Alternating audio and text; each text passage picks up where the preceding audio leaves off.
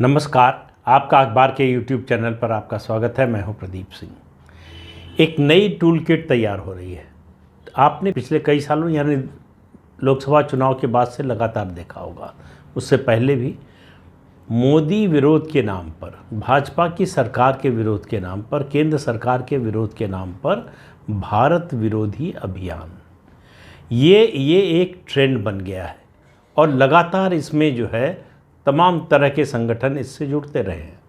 और ये सिलसिला कोई नया नहीं है। आप याद कीजिए मेधा पाटकर के आंदोलन को, वहाँ से शुरू कीजिए और इसके बाद चले आइए आप अरुंधति रॉय और दूसरे लोगों को, और हाल में अभी हुआ किसान आंदोलन, तथा कथित किसान आंदोलन। पूरा ढोल पीटा गया, दुनिया भर में ये बताया गया कि किसानों पे बड़ा अत्याचार हो रहा है, किसानों की बात सरकार नहीं मान रही है, ये सरकार किसान विरोधी है।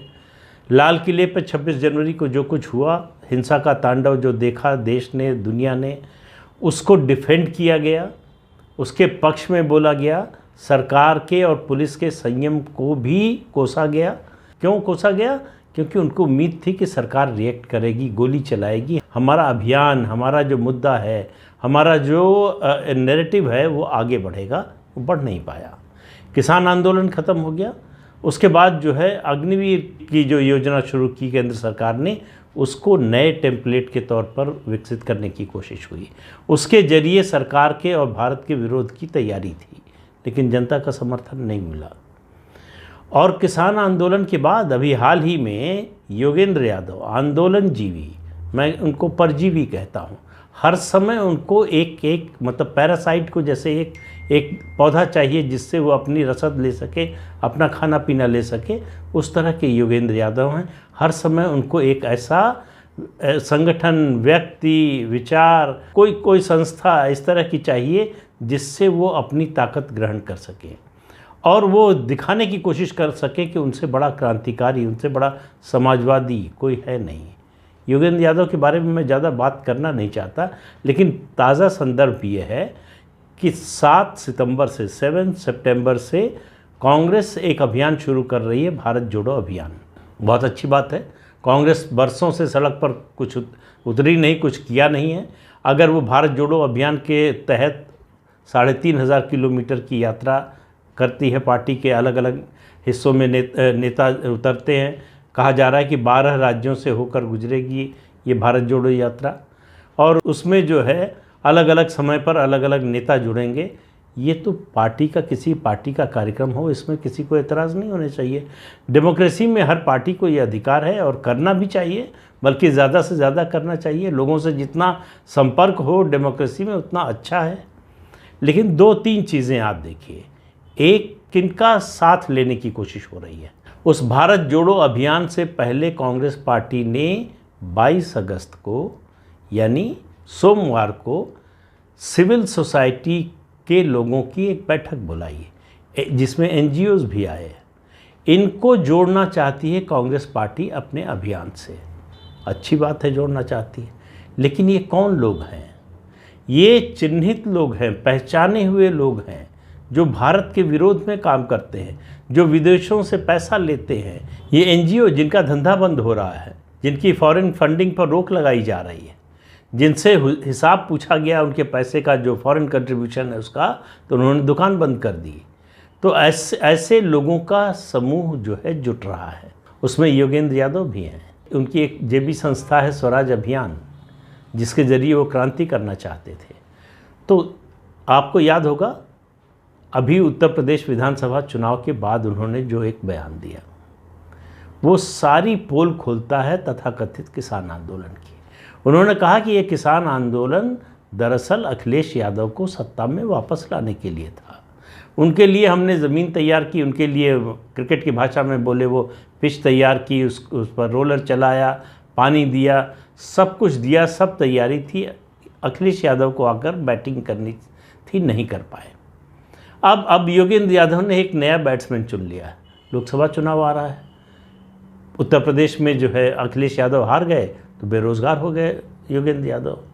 और याद दिला दें, योगेंद्र यादव ही थे 2012 में, वो कई ज़िलों में 15-20 या कितने ज़िले उन्होंने खुद ही बताया था घूम कर आए हैं। उस समय बड़े सेफोलॉजिस्ट माने जाते थे। CSDS से उस समय जुड़े हुए थे, उसी के आसपास छोड़ा है उन्होंने, साल 2 साल आगे पीछे। और उन्होंने कहा कि उत्तर प्रदेश के विधानसभा चुनाव में 2012 के कांग्रेस पार्टी को 100 से 125 सीटें मिल सकती हैं।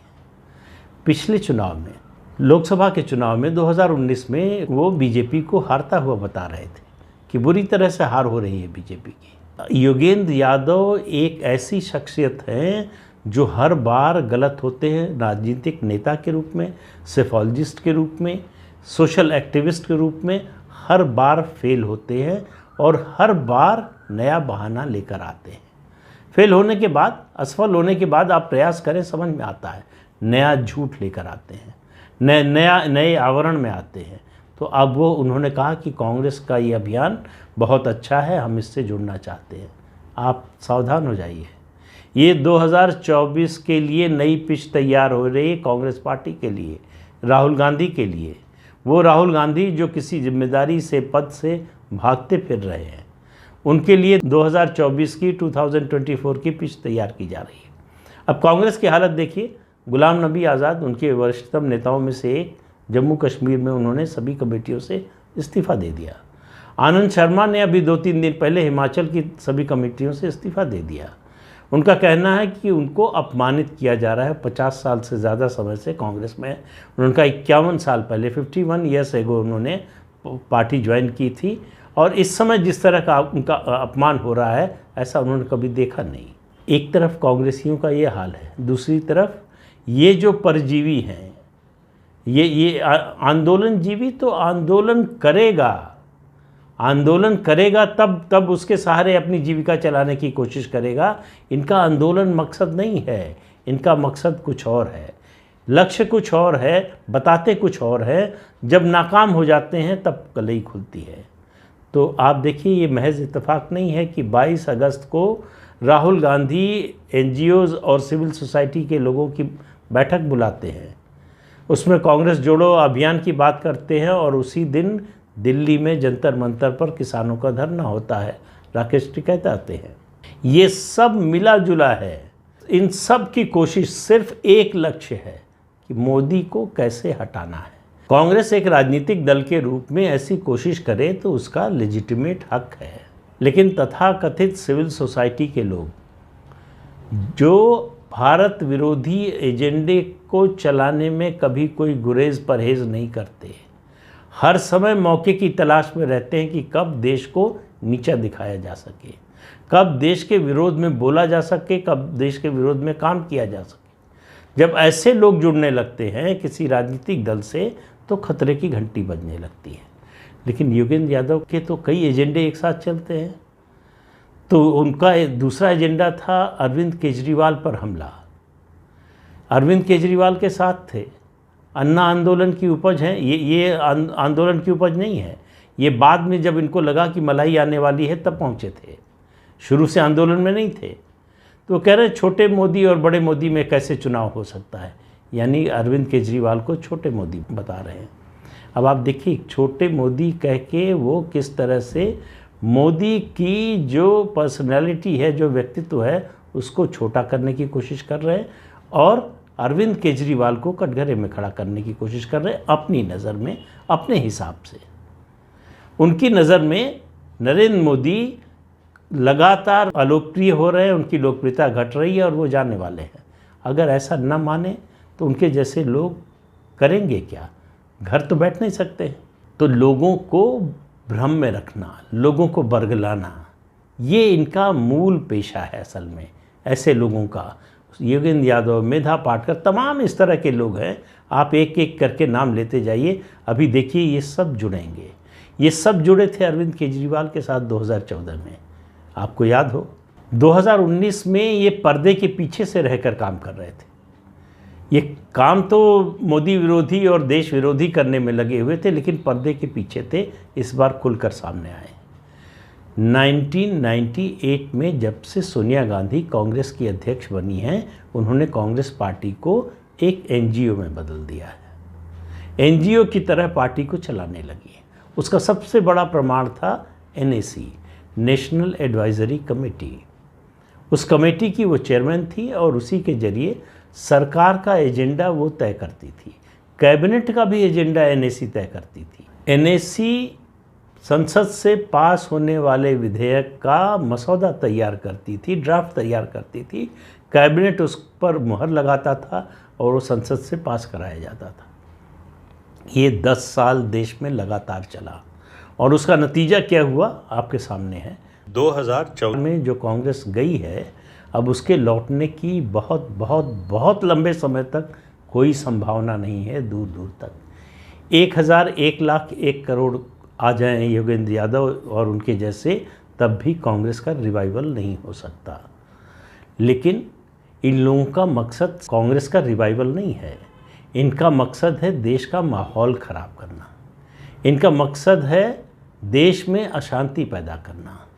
मोदी का विरोध या सरकार का विरोध ये कोई गलत काम नहीं है, ये कोई अनैतिक काम भी नहीं है, ये कोई गैर कानूनी काम भी नहीं है, लेकिन उसकी आड़ में भारत विरोधियों का एजेंडा चलाना, भारत को कमज़ोर करने वाली ताकतों के साथ खड़े होना, भारत में अशांति और राजनीतिक अस्थिरता पैदा करने वाली शक्तियों का साथ देना। और दुनिया में तमाम ऐसे देश हैं जो ऐसा चाहते हैं, जो नहीं देख सकते भारत को बढ़ता हुआ, जो भारत की बढ़ती हुई ताकत से परेशान हैं, जो चाहते हैं कि वो चलाएं, वो उनका चलाया हुआ एजेंडा चले, वो जो कठपुतली सरकार चाहें वो केंद्र में सरकार हो, वो कोई मजबूत सरकार, कोई दृढ़ राजनीतिक इच्छा शक्ति वाली सरकार, ऐसी कोई सरकार नहीं चाहते और ऐसा कोई नेता नहीं चाहते। इसलिए वो मोदी के खिलाफ है। वो राजनीतिक रूप से मोदी के खिलाफ हों ऐसा दिखाई नहीं देता है। कम से कम जो इस तरह के एनजीओ और ये सिविल सोसाइटी तथाकथित है, उनके लोग, वो सिविल सोसाइटी में वही लोग हैं जो चिट्ठी लिखते हैं आतंकवादी को बचाने के लिए, जो आधी रात को सुप्रीम कोर्ट का दरवाज़ा खटखटाते हैं आतंकवादी को फांसी पर चढ़ने से बचाने के लिए। ऐसे लोग ही अब कांग्रेस के साथ जुड़ रहे हैं। तो आप कांग्रेस को क्या कहेंगे? जो कांग्रेस भारत तेरे टुकड़े होंगे इंशाअल्लाह इंशाअल्लाह का नारा लगाने वालों के साथ खड़ी होती है, वो भारत जोड़ो की बात करे तो कुछ समझ में नहीं आता। और ये सब लोग, ये सिविल सोसाइटी के जितने लोग जुड़े हैं, पूरी लिस्ट अभी जब मैं ये वीडियो बना रहा हूँ उस समय तक नहीं आई थी, इसलिए सबके बारे में बात नहीं कर सकता, लेकिन जितने ऐसे लोग जुड़ रहे हैं या जुड़ेंगे कांग्रेस पार्टी से, जो लोग जुड़ रहे हैं वो सब मान कर चलिए कि ये टुकड़े टुकड़े गैंग के समर्थक हैं, ये अर्बन नक्सल के समर्थक हैं, ये आतंकवादियों के लिए ये कवर मुहैया कराते हैं, ये अलगाववादियों का समर्थन करते हैं। सोमवार को गुपकार गुट की भी बैठक हुई जम्मू कश्मीर में। उस बैठक में कांग्रेस पार्टी के प्रदेश अध्यक्ष भी शामिल हुए। अब आप देखिए वहाँ विरोध का मुद्दा क्या है कि जो जम्मू कश्मीर में जो लोग रहते हैं उनको वोटिंग का राइट न मिलने पाए। देश भर में कश्मीर का कोई व्यक्ति कहीं भी जाए, रहने लगे, नौकरी करने लगे, पढ़ाई के लिए आए, दूसरे काम के लिए आए, अगर वो रह रहा है, जिसको कहते हैं कि सामान्य तौर पर वहाँ का रहने वाला हो, तो मतदाता सूची में अपना नाम लिखवा सकता है। लेकिन ये चाहते हैं कि जो भारत के दूसरे राज्यों से लोग आए हैं जम्मू कश्मीर में, उनको वोटिंग का राइट न मिले, यानी विशेषाधिकार इनको मिले। ये तय करें कि इलेक्टोरेट क्या होगा, ये तय करेंगे कि ये सीमित मात्रा में जो मतदाता होंगे वही तय करेंगे कि जम्मू कश्मीर में कौन सी पार्टी जीतेगी, किसकी सरकार बनेगी।